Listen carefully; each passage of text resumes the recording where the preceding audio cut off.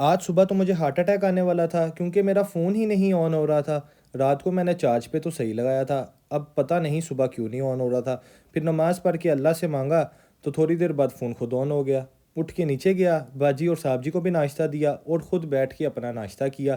نہا دھو کے فریش ہوا تو چھت پہ جا کے دیکھا کہ بہت ہی کراڑی دھوپ نکلی ہے، تو پھر جلدی سے کنو اور امرود لے کے آیا، خود بھی کھایا اور باجی اور صاحب جی کو بھی کھلائے۔ بھی کھا کے فارغ ہوا ہی تھا کہ صاحب جی نے آرڈر دے دیا کہ جلدی جاؤ اور اوپر سے جا کے دفتر کی صفائی کرو۔ دفتر میں کوئی اتنے صفائی کا کام تو ہوتا نہیں، بس ڈسٹنگ ہوتی ہے، کیونکہ صاحب جی تو ہفتہ ہفتہ دفتر میں بیٹھتے ہی نہیں۔ دفتر بھی بیچارہ اسی دن کھلتا ہے جس دن صاحب جی کے دوستوں نے آنا ہوتا ہے اور آ کے بیٹھنا ہوتا ہے۔ میں بھی پھر اوپر آیا اور جلدی سے آ کے پورے دفتر کو چمکا دیا۔ ابھی دفتر صاف کر ہی رہا تھا کہ میری ہمشیرہ کی کال آ گئی کہ والدہ کی طبیعت نہیں ٹھیک، سردی زیادہ پڑنے کی وجہ سے زکام اور بخار ہو گیا ہے۔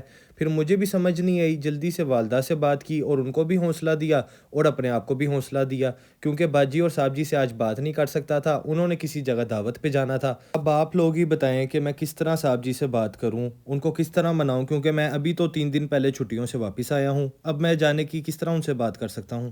دفتر کی صفائی کرنے کے بعد صاحب جی نے جو انعام دیا، رات کو اس کی میگی لے کے آیا اور وہ کھا کے نماز پڑھ کے میں سو گیا۔